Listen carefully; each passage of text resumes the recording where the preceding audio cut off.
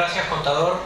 Vamos a pasar al siguiente módulo y después vamos a hacer las preguntas de ambos módulos. Ahora el doctor Fernando Javier Díez va a dar implicancias tributarias derivadas de la muerte del contribuyente. El doctor es abogado, especialista en Derecho Tributario, profesor de la carrera de especialización en Derecho Tributario del programa de actualización en Derecho Penal y en el de actualización en Derecho Sucesorio del Departamento de Posgrado de la Facultad de Derecho de la UBA. Es autor del libro de procedimiento tributario, editado en la Ley 2016, mención de honor en el rubro Libro 2016, otorgado por la Asociación Argentina de Estudios Fiscales. Es socio del Estudio 10. Y acá nos agrega que es hincha y socio vitalicio de Racing Club.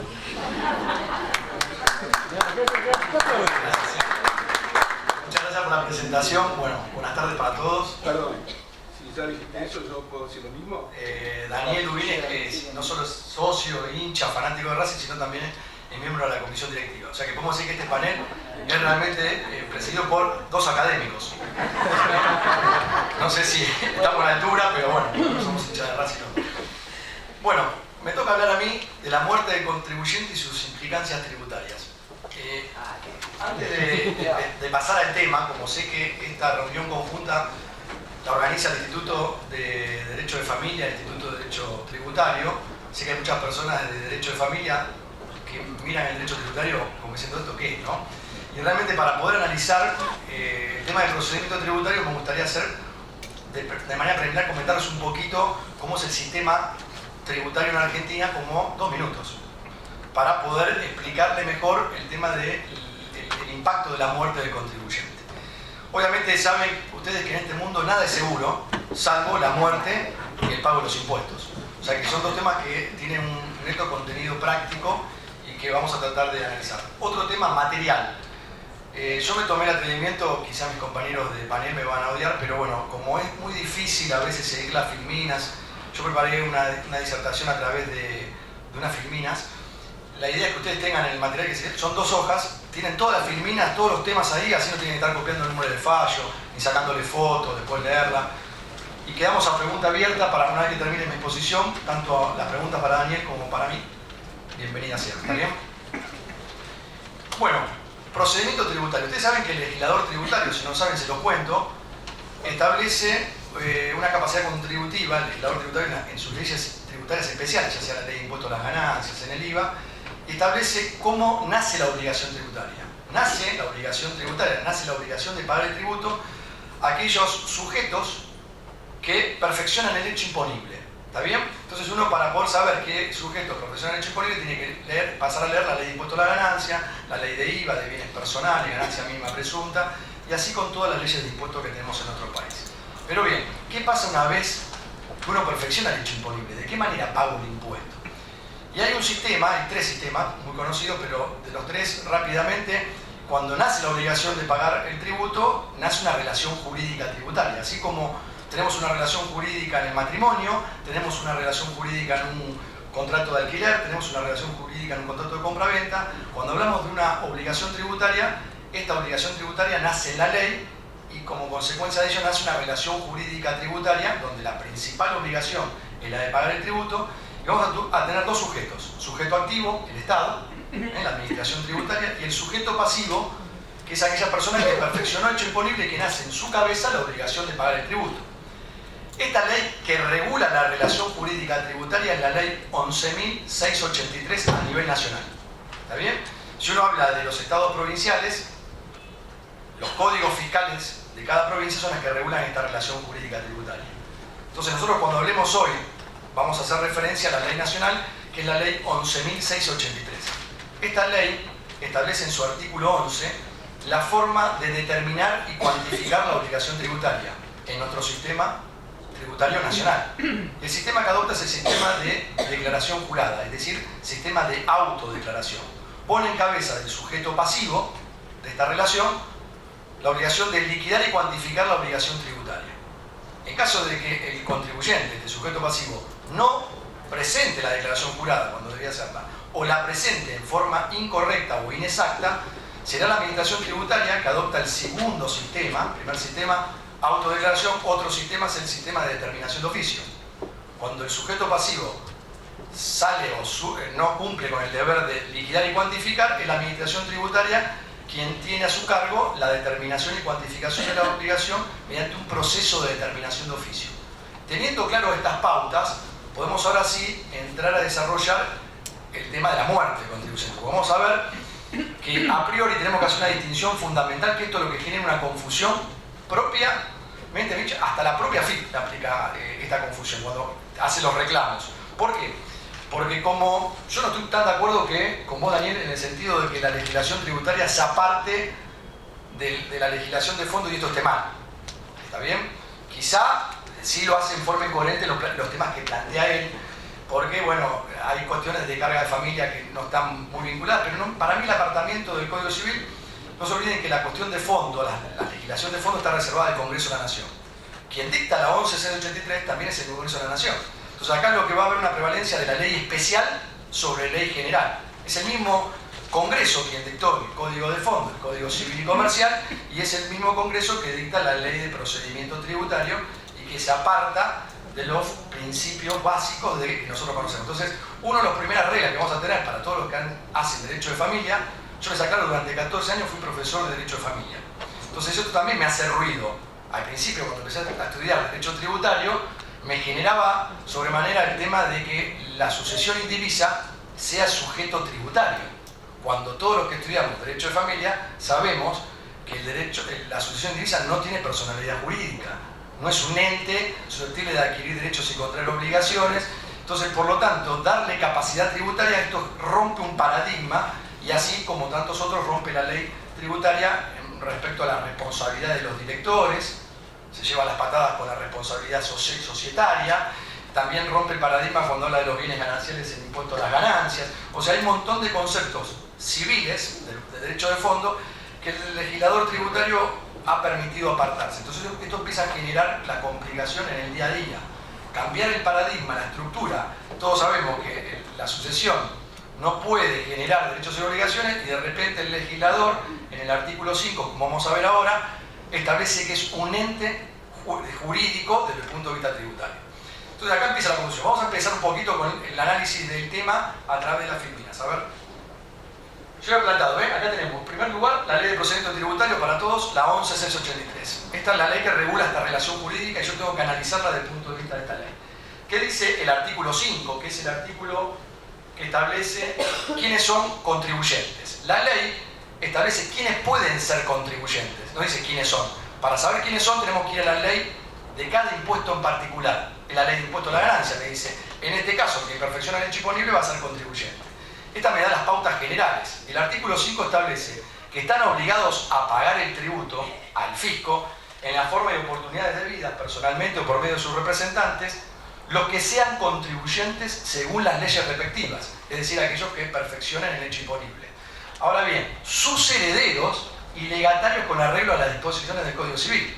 Ustedes van a decir, mirá, Fernando, no era necesario que el legislador manifestara esto en la ley. ¿Por qué? Porque si un contribuyente cuando muere tiene deuda tributaria, obviamente esa deuda tributaria se transmite a sus sucesores. Lo que pasa es que el legislador tributario va más allá y designa a los herederos y legatarios contribuyentes.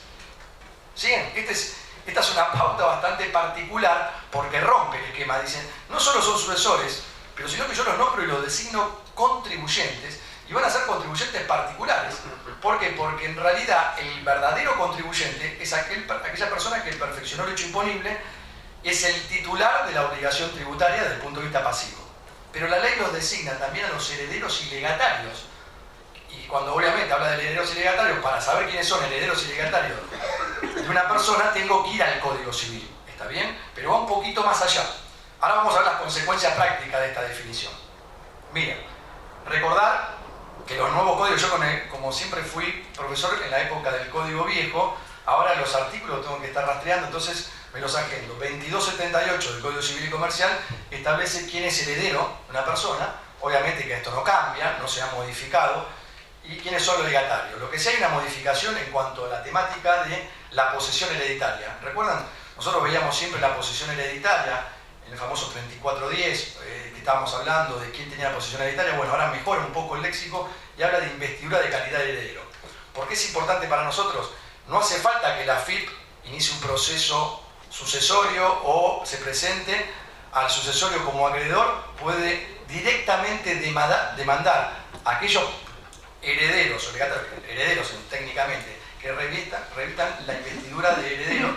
Aquellos son, ustedes saben, los herederos forzosos. Entonces puede directamente demandar, y además porque los considera la ley contribuyentes. No solo tienen la posición hereditaria de pleno derecho, hoy investidura en la calidad de heredero, sino que además la ley los considera contribuyentes en los términos del artículo 5. Avancemos un poquito más. Los herederos, ¿sobre qué deuda van a responder? Van a responder las deudas que el contribuyente haya declarado y se encuentren vencidas impagas. Es decir, el contribuyente, mediante este sistema de autodeclaración, presentó una declaración jurada de IVA. Estamos hablando de una persona humana, un contribuyente persona humana. ¿Está bien? Entonces, presenta una declaración jurada de IVA y no ingresa el saldo. Esa deuda se encuentra líquida y exigible. La administración tributaria no tiene que hacer ninguna otra interpelación al contribuyente, esto lo establece la 11683, automáticamente, si el contribuyente no abona a partir de la falta de pago, ¿qué genera? En primer lugar, la obligación de pagar intereses, artículo 37, le da la posibilidad a la administración tributaria de iniciar una ejecución fiscal, artículo 92, puede dar lugar a los intereses punitorios, artículo 52 de la ley, puede trabar medidas cautelares. Todo esto está dentro del esquema. Ahora, el contribuyente presenta la declaración jurada, declara el tributo y lo deja impago. Esta deuda puede ser reclamada, obviamente el contribuyente no va a poder ser porque no dejó de existir, si se murió, puede ser directamente reclamada ¿a quién? A sus herederos y legatarios. Esto es lo que establece la ley de procedimiento. Entonces me dice, bueno, Fernando, también podría reclamarlo por el Código Civil, obviamente, está bien, pero vamos a marcar la diferencia con otro tema que viene en la filmina siguiente, que es para marcar la diferencia con la sucesión indivisa sujeto tributario, porque acá es donde empieza a generar confusión. Hasta acá estamos medio en paralelo a lo que dice la ley tributaria con el Código Civil. Se encuentran alcanzadas, y acá viene un tema fundamental para entender, como yo les dije que el sistema previsto a nivel nacional es un sistema de autodeclaración, es el contribuyente quien va a declarar. Y si el contribuyente declara en forma incorrecta o no declara, entonces, muerto el contribuyente, no se acaba el tributo. Queda en cabeza de sus herederos declarar correctamente el tributo que le correspondía haber declarado al causante. Por lo tanto, se va a iniciar un proceso de determinación de oficio, no contra el causante, porque no lo tenemos, sino contra los herederos, pero por la deuda que había contraído el contribuyente en vida. Estas son las deudas que puede la AFIP reclamar a los herederos y legatarios en los términos del artículo 5. ¿Está bien? Después volvemos sobre este tema. Pero esto es la primera cuestión de la muerte del contribuyente. Le permite extender el reclamo a aquellas personas que están llamadas por el Código Civil a suceder al contribuyente. ¿Por qué esta diferencia? Porque el artículo 5, acto seguido, enumera también que son contribuyentes en la medida que establezcan las leyes y perfeccionen el hecho imponible las sucesiones indivisas. ¿Está bien? Entonces acá tenemos dos cuestiones fundamentales. Por un lado, los herederos y legatarios con las deudas que había contraído el contribuyente y aquellas sucesiones indivisas que continúan con la actividad del contribuyente. Vamos a poner un ejemplo. Un contribuyente que está inscrito como monotributista. Esta persona fallece, duelo, 48 horas, al acto seguido los herederos o su cónyuge abre el negocio y sigue facturando. Sigue realizando la actividad.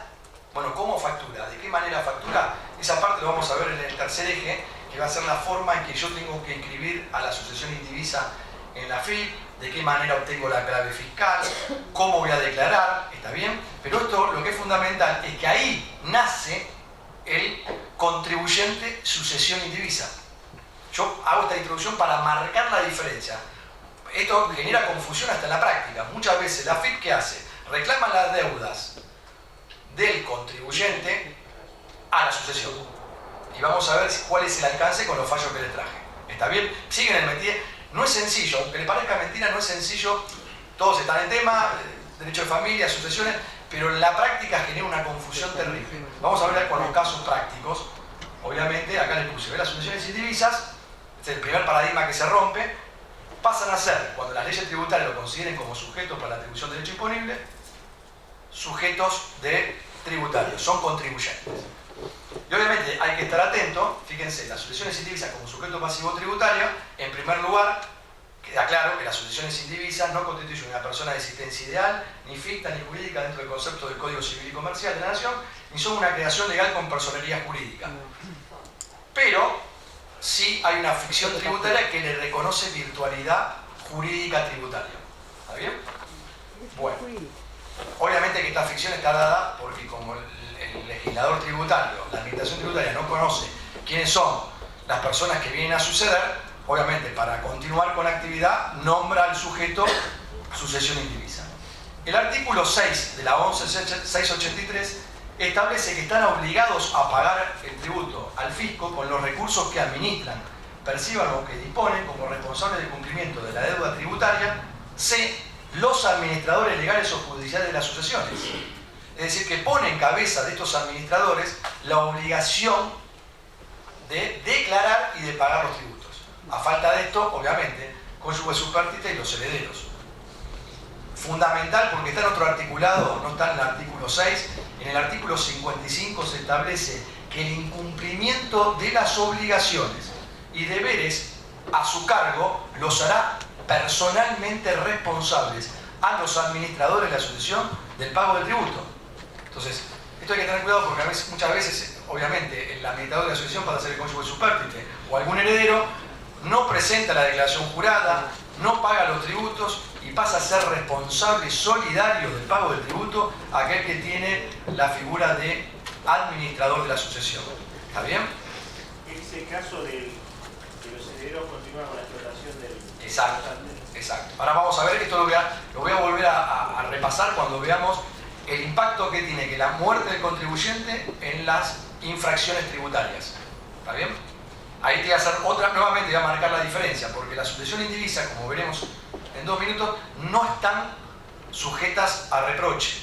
Como no tienen virtualidad jurídica del punto de vista civil, quien no tiene capacidad civil no puede reprocharse una conducta antijurídica. Por lo tanto, vamos a ver que el artículo 54 de la ley establece que no son sujetos imputables las sucesiones indivisas. La sucesión, como contribuyente. No así el administrador dentro de las facultades previstas en el artículo 55. Lo veo en 2 sentidos para que ustedes lo tengan claro, que son temas fundamentales. Vamos a ver la jurisprudencia. Para ver los casos uno lo puede ver mejor. Uno de los temas fundamentales que se ha planteado, este es el leading case que maneja la AFIP desde el punto de vista de contribuyentes que han fallecido y a quienes tengo que reclamar. Este es un caso donde el fisco, acaecido el fallecimiento del contribuyente, dirige la acción directamente a la sucesión. ¿Está bien? Y se presenta en la sucesión diciendo nosotros no tenemos nada que ver porque esta deuda no la contrajimos nosotros como sujeto, sino que es una deuda del contribuyente. ¿Qué dice el fallo de la Cámara en lo contencioso administrativo federal? Su fallo se llama Sucesión Francisco La Grotería, ustedes lo tienen en el material. El fisco debe dirigir el procedimiento administrativo a los herederos del contribuyente y sustanciar ese procedimiento con todo y cada uno de ellos. Esta es una diferencia sustancial, porque lo que había hecho el fisco era notificar al sucesorio. Y acá lo que le está estableciendo la obligación es notificar a cada uno de los herederos para que puedan defenderse dentro del proceso de determinación de oficio. Fíjense, y no con alguno o con la administradora de la sucesión, como en este caso, a lo que solo podrían alcanzarle los actos y omisiones verificados durante la asistencia de la administración sucesoria. Entonces, queda bien marcado que hay 2 sujetos, sujeto heredero y legatario, como que responde por las deudas que habían sido incumplidas en cabeza del contribuyente, y sujeto tributario, sucesión indivisa, que como vamos a ver más adelante, también nace a partir del fallecimiento y va a tener una forma de finalizar. Vamos a ver que debido a cada impuesto cambia la forma en que finaliza el sujeto tributario. El otro fallo, que es un fallo interesante, es que se le inicia una determinación de oficio a un heredero, y en este caso la heredera se presenta al tribunal planteando la excepción de falta de legitimación pasiva. Dice, a mí no me tenés que determinar la deuda, sino la sucesión. Caso contrario, la otra cara de la moneda.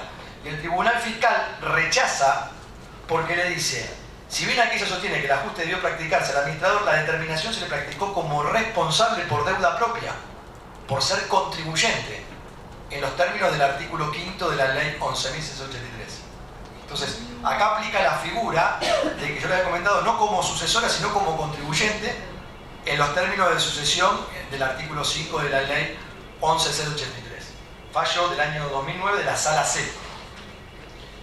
Otro fallo: al haber tomado conocimiento de la muerte del contribuyente, el Fisco Nacional dispone de varias opciones. Obviamente, el Fisco puede esperar que se abra el sucesorio, iniciarlo como acreedor de la sucesión, etcétera, etcétera. Pero dice, en realidad, se debe dejar... ¿Qué pasó acá?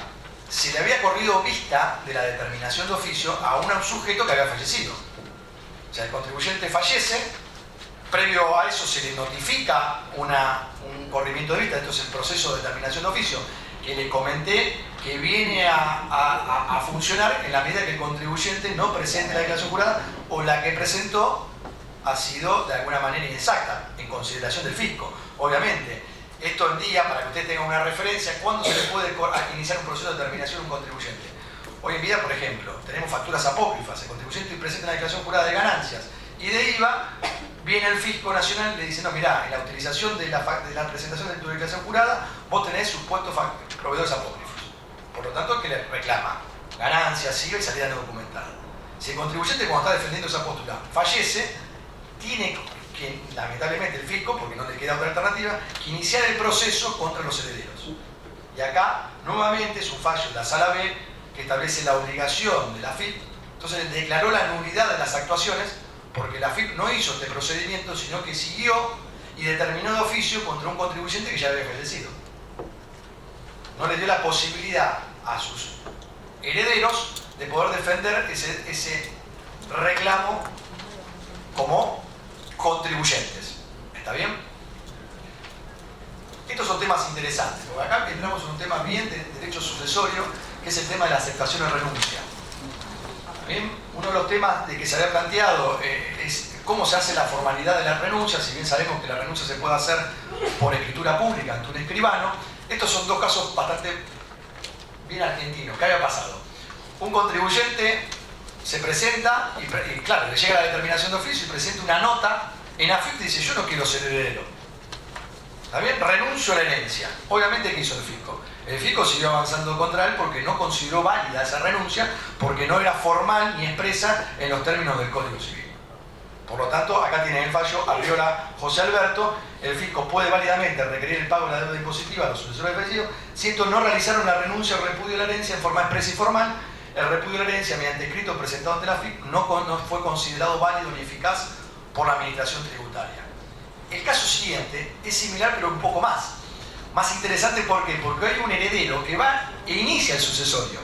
Cuando uno inicia el sucesorio, es un acto de aceptación expresa. ¿Está bien?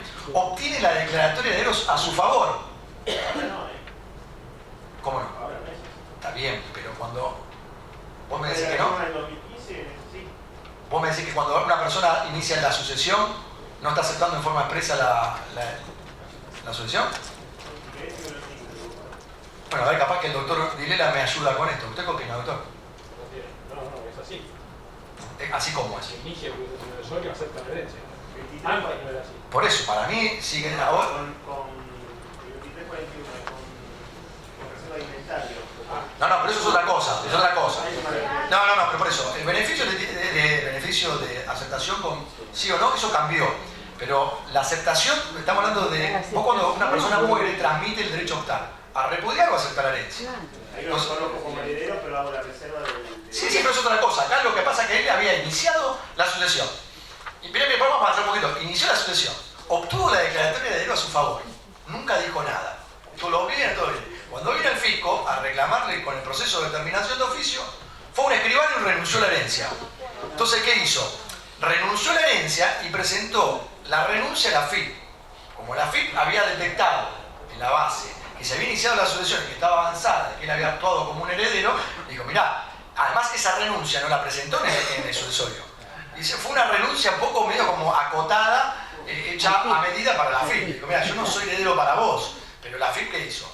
Obviamente el Tribunal Fiscal a la vez dijo, esta renuncia no tiene validez porque nosotros consideramos que hay una declaratoria que vos al iniciar la has aceptado y esto le rechazó esta posibilidad al contribuyente, o sea, en este caso al heredero, de plantear la falta de legitimación por no ser heredero. ¿Está bien? ¿Quiere agregar algo más, doctor Rivera?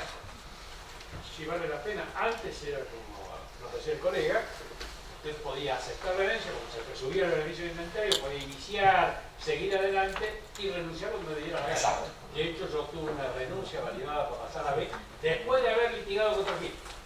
El código anterior. El código nuevo es así.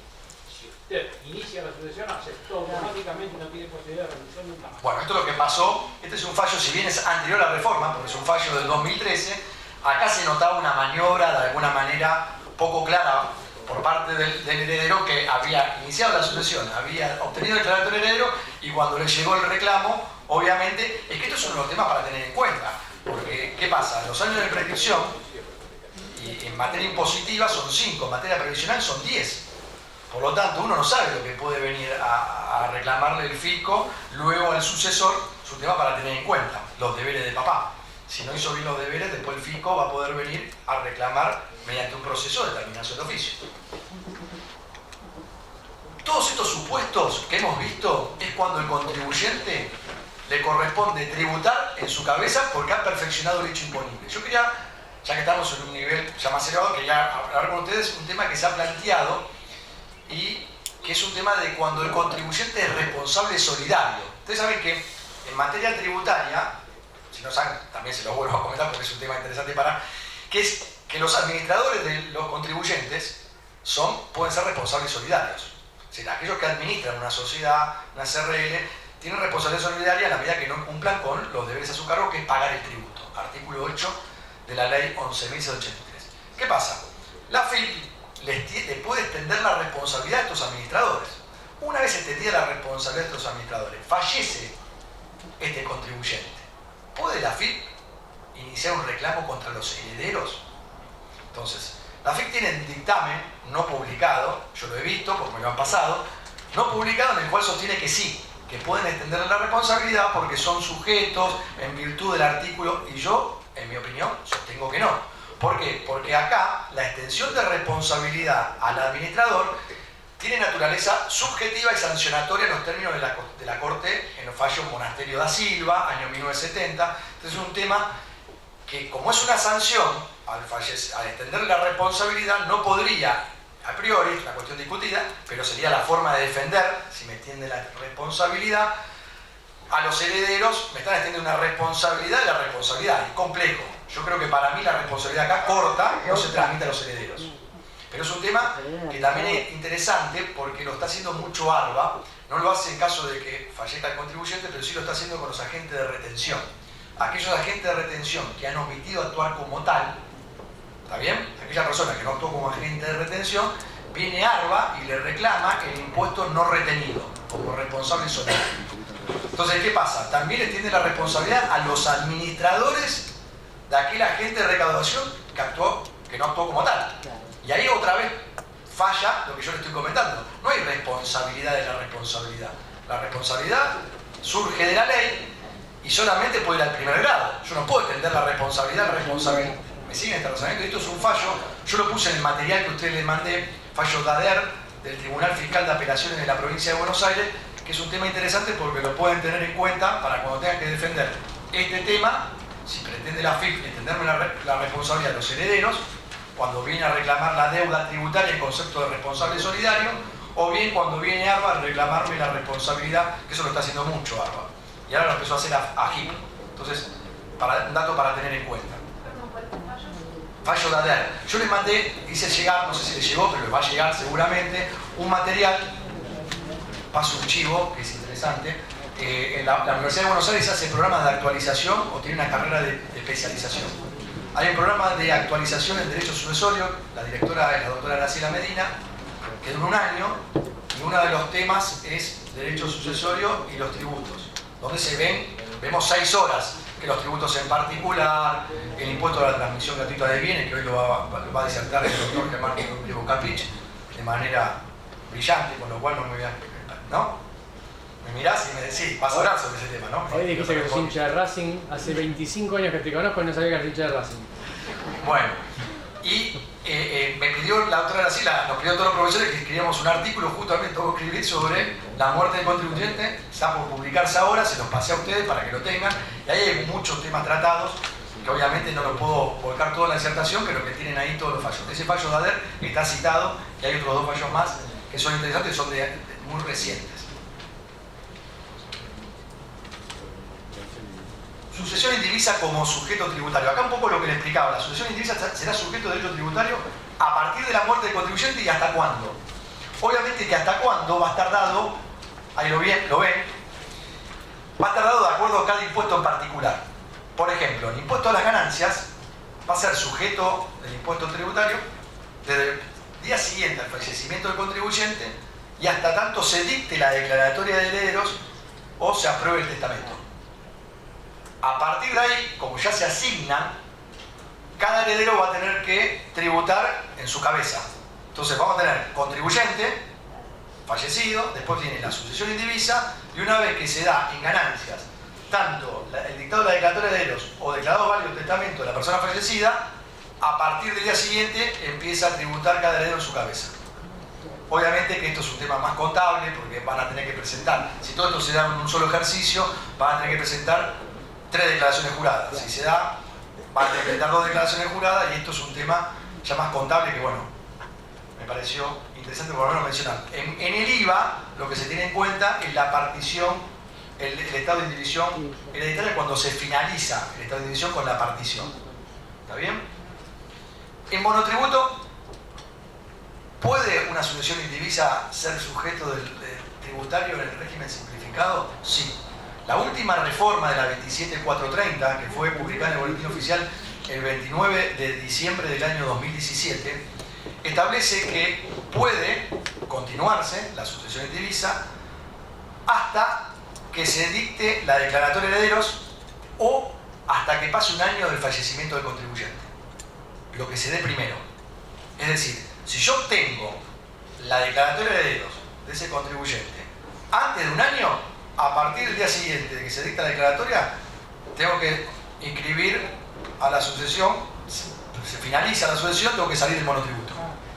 Y si se da un año de fallecimiento, también no puedo estar más en monotributo. Paso a ser responsable. Otra salvedad, y fundamental decirla, salvo que se dé alguna causal de exclusión del monotributo, que la sucesión empiece a facturar por arriba y se exceda o incumpla con alguna de las formalidades establecidas para estar en el régimen. O sea, tenemos un plazo establecido de un año o que se da alguna de las causales de exclusión, que están aplicando un montón. No sé si te choca a vos, pero es terrible la cantidad. Sí, y muchos los profesionales.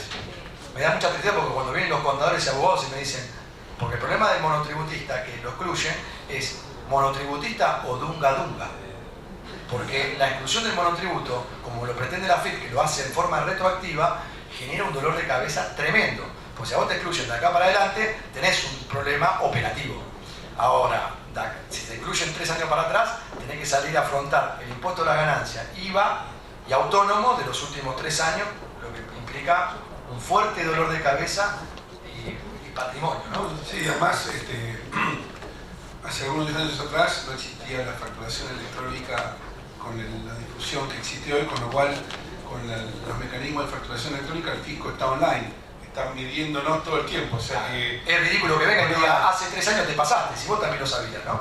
También es ridículo la cantidad de reclamos que hay por facturas apócrifas. ¿Está bien? La FIP tiene, bueno, yo soy muy pro contribuyente, pero la FIP, la verdad, ahí sí no es la ley, y es la forma en que interpreta la FIP. No puede hinchar tanto con factura apócrifa utilizando facturas electrónicas. Miren, dice, ellos le dan la posibilidad de emitir la factura electrónica. Después pasan 2 años y dicen, hoy lo acabo de poner en base a poco. Y la persona que contrata a otra persona, ¿cómo puede saber eso?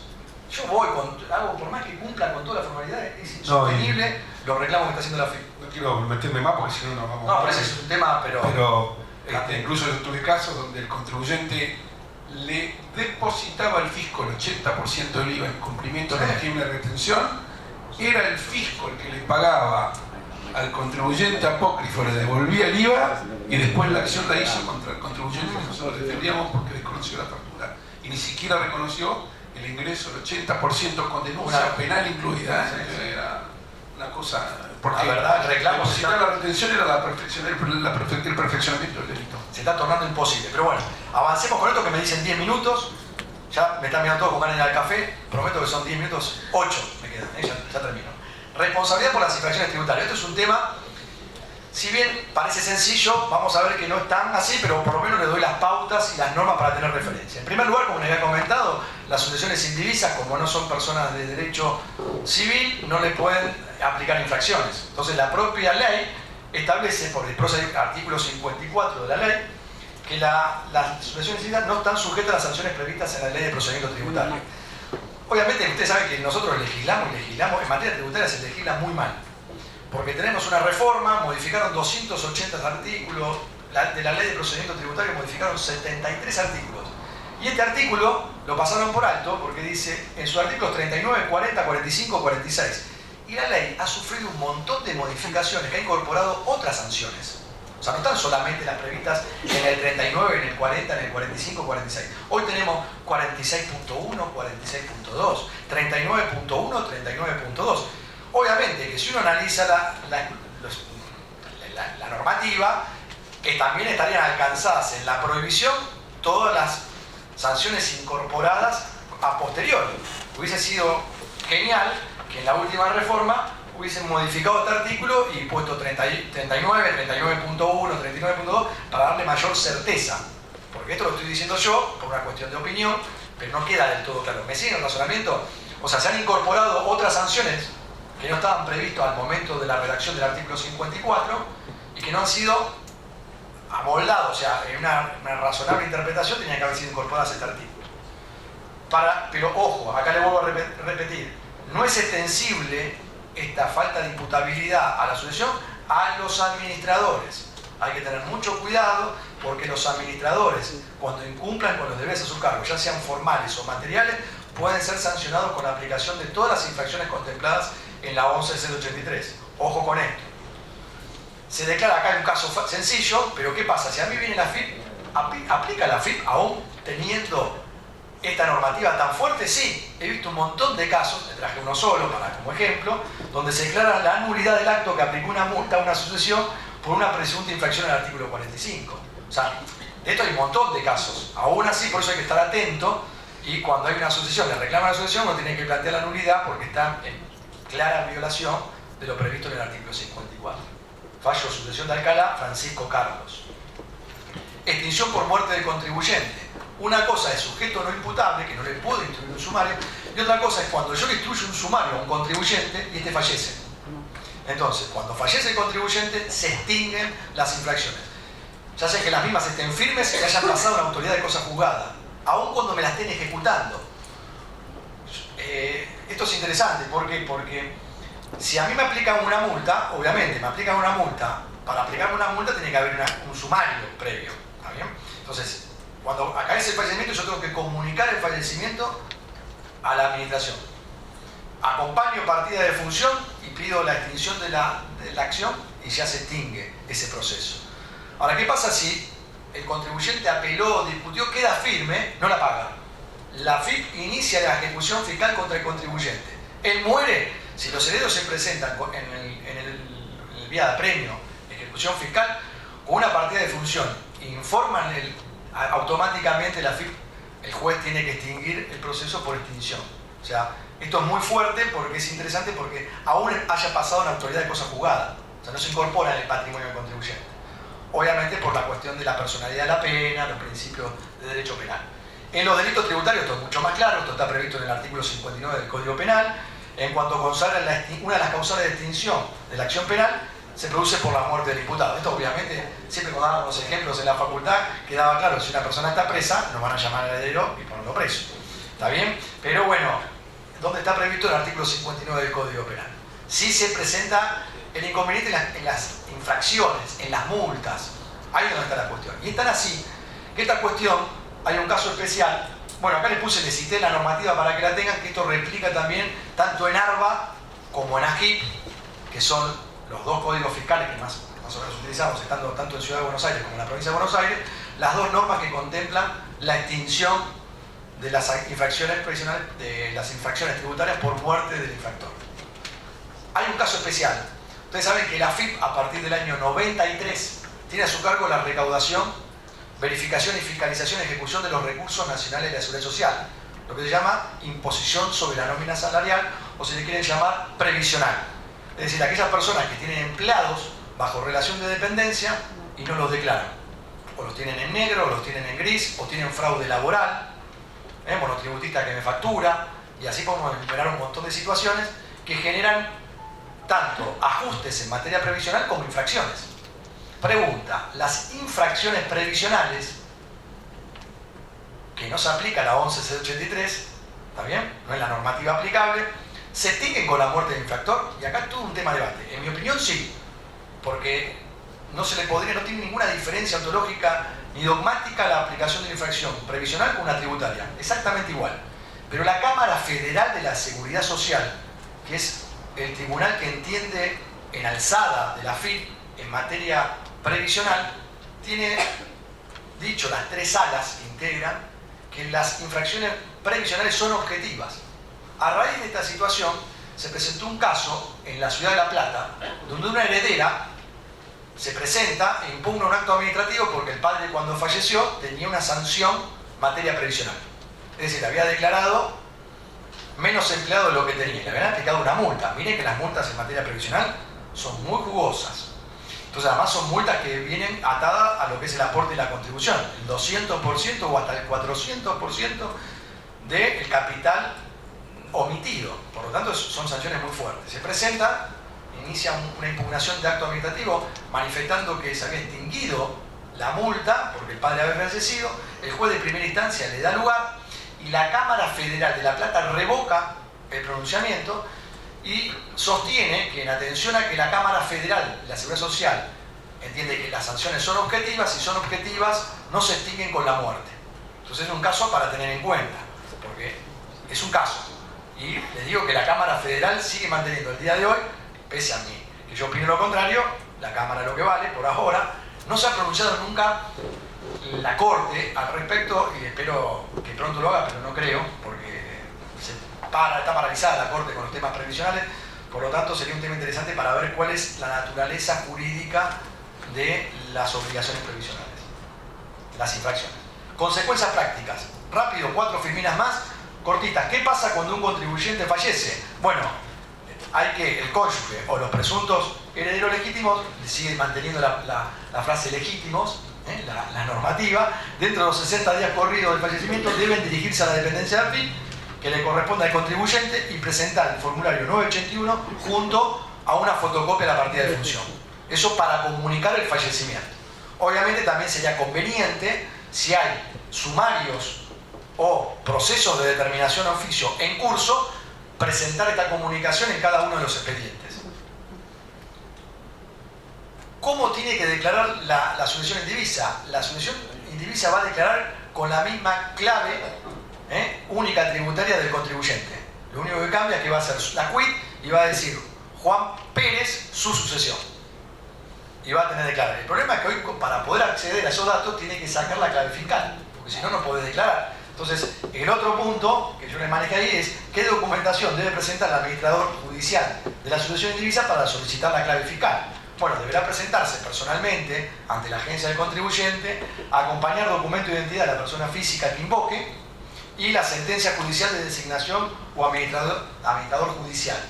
Ojo, usted va a decir, bueno, pero Hernando, pero no siempre iniciamos la sucesión a los 10 días que falleció el contribuyente. Bueno, para aquellos casos donde en sucesión indivisa la sucesión no se ha iniciado el proceso sucesorio, se establece que le van a dar una clave restringida, también tiene que concurrir a la administración tributaria para que le den acceso a una clave restringida y le van a permitir hacer las presentaciones de rigor. Con esto creo que damos un pantallazo rápido a lo que es el impacto y las conclusiones de la muerte del contribuyente en materia tributaria. ¿Te parece que vamos abiertos a las preguntas? A ver si alguno tiene preguntas.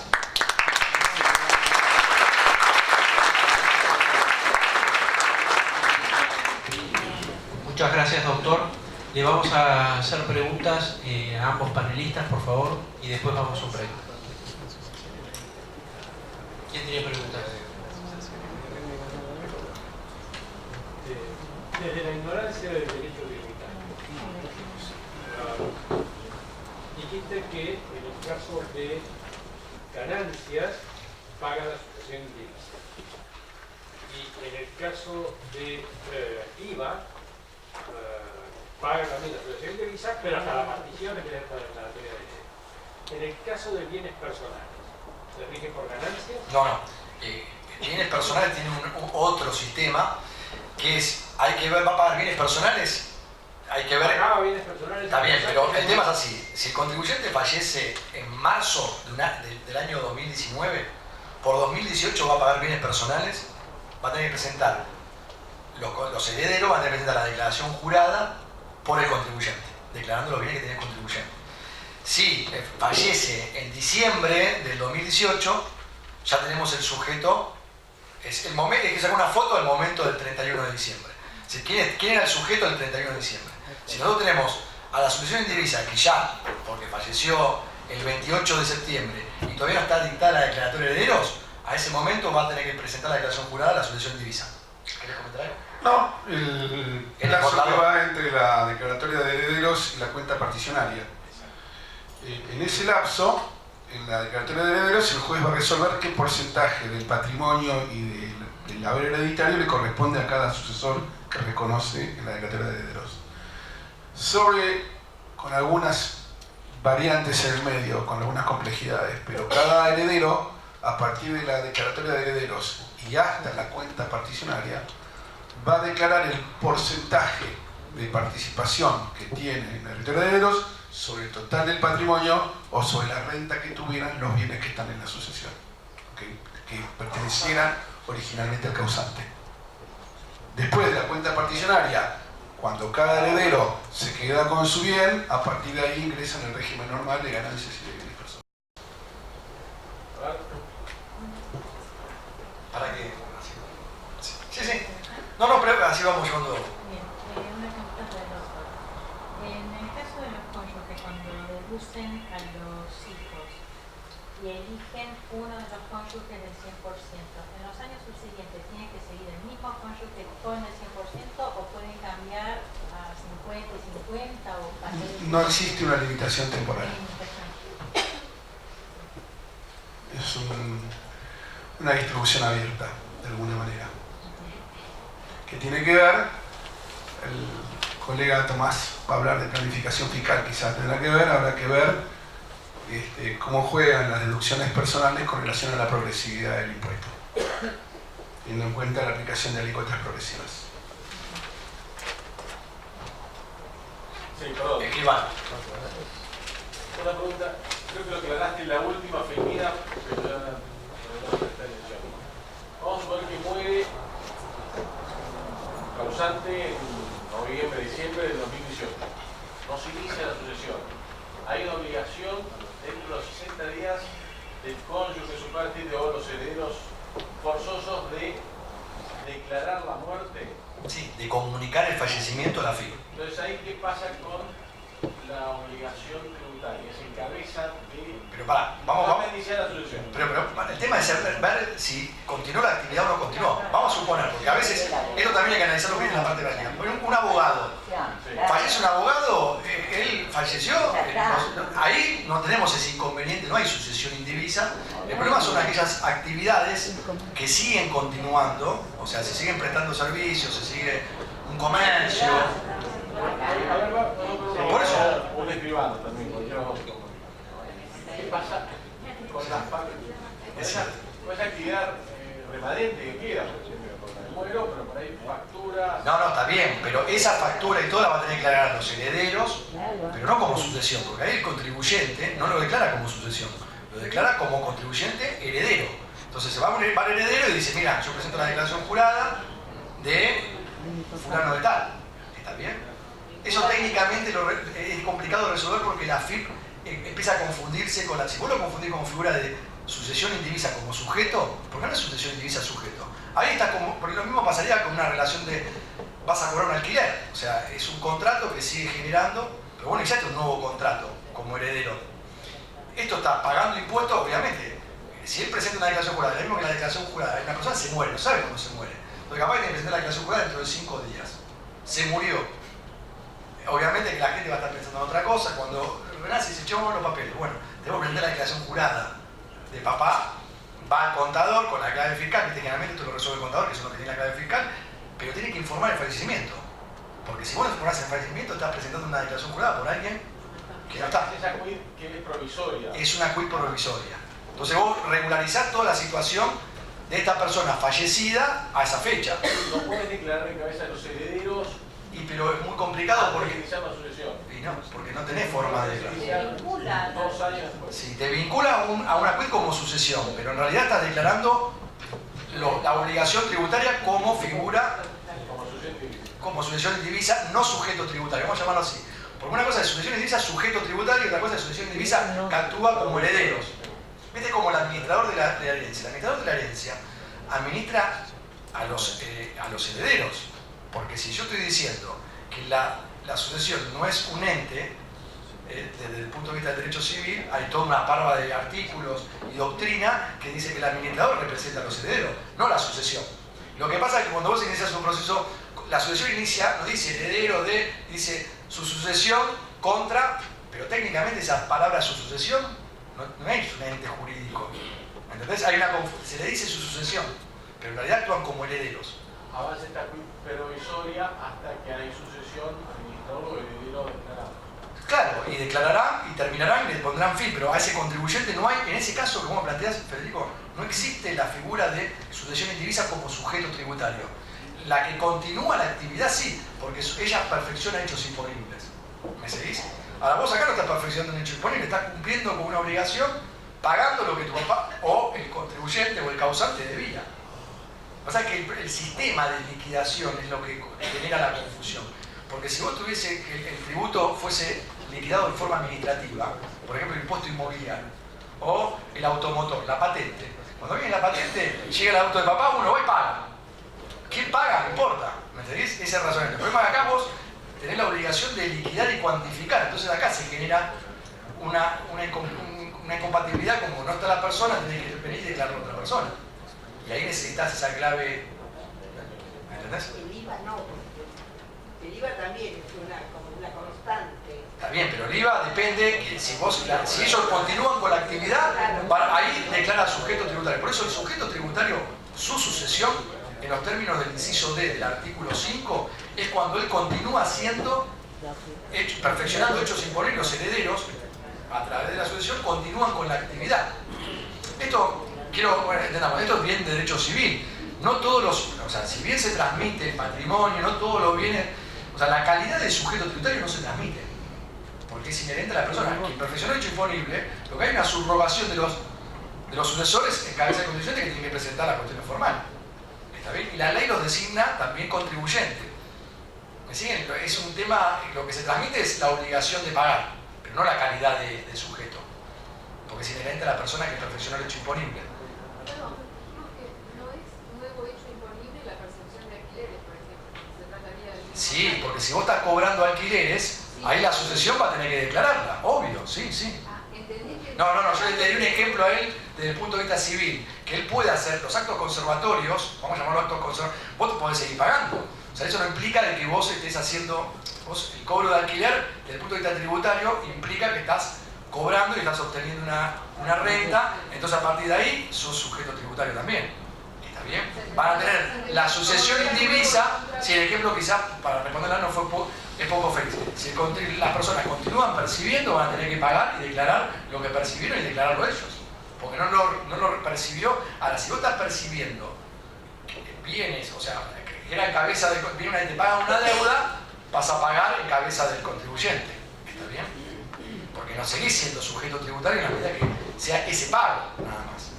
Vamos a hablar, por ejemplo, una persona que me debe honorarios. Yo me muero, me debe un honorario, no es que se generaron nuevos honorarios, sino que es algo que se generó en el momento que yo practiqué la red, efectué el servicio, me pagan un servicio posterior, bueno, tengo que declarar y pagar el tributo, pero lo pago en cabeza del otro. ¿Está bien? Como la caja de bonos.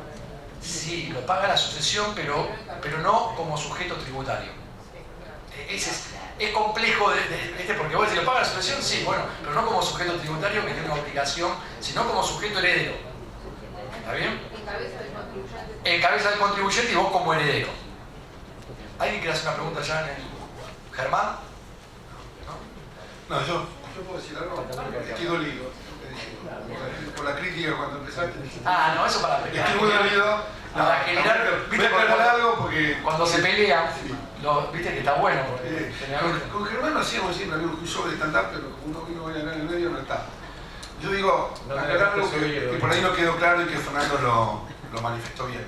No es que yo sostenga que tenga que haber una absoluta coincidencia entre las normas del derecho tributario que tienen autonomía en algunas cuestiones y las normas del derecho privado. En esta cuestión en particular, yo coincido con yo vos. me aboqué a un tema particular, Sí. entiendo que tendría que haber coincidencia plena entre el derecho privado y el derecho tributario, y la autonomía del derecho tributario no debiera pasar por estas cuestiones, pero no porque... No, coincido sea con vos. totalmente... No, pero como que he herido, lastimado y no te iba Yo a lo dije dar. como para levantar estos temas, el derecho sucesorio, el derecho tributario, son temas medio penazos, ¿viste? Que vos decís, hay que encararlo y uno trata de buscarle un poco para despertarlos, pero nada más para eso.